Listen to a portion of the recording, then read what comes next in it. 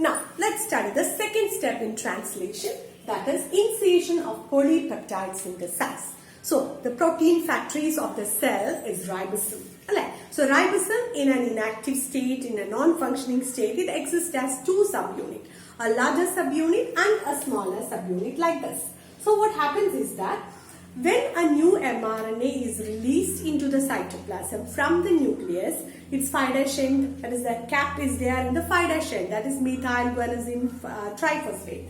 So, using that cap, ribosome will identify a new mRNA. So, the new mRNA will bind to the smaller subunit of ribosome and form a complex called as the initiation complex.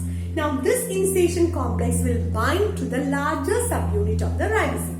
And larger subunit of the ribosome is having three regions: A site, B site, E site.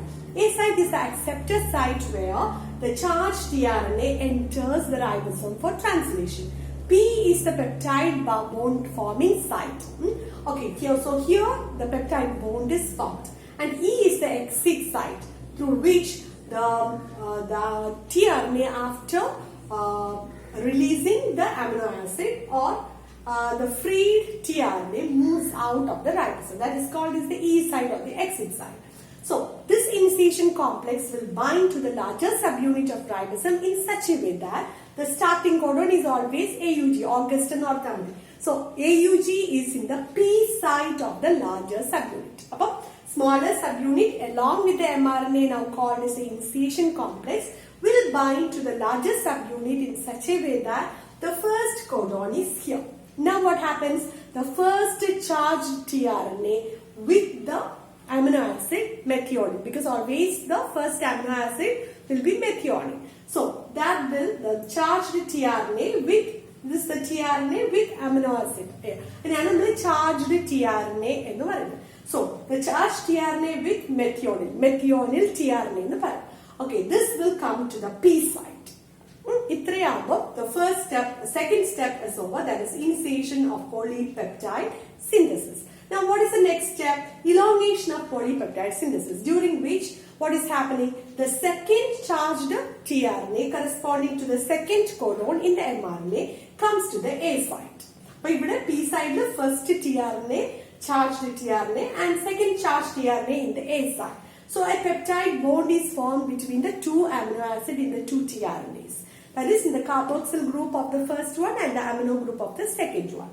Now, what happens is that the first tRNA will move from the P site through the E site. Now, it has become a freed tRNA. No amino acid is there.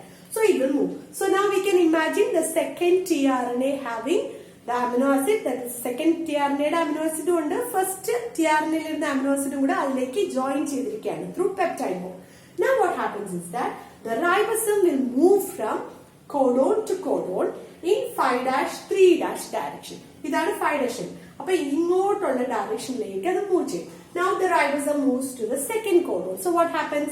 The first codon which was there in the P side will now come to E side, and second codon will come to P side. That means that the second charged tRNA which is now having the first and the second amino acid with it is there.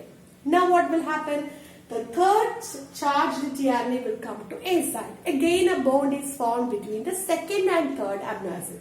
And this process just continues till it reaches a codon, that's a stop codon. We know that all stop codons start with U.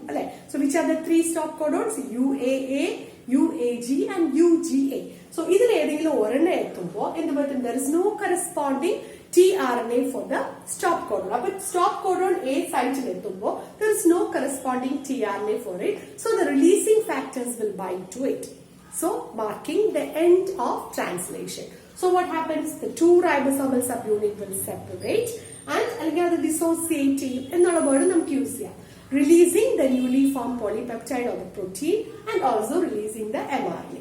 mRNA ordinary thanne and nucleotides aayittu adu break up cheythu maattum.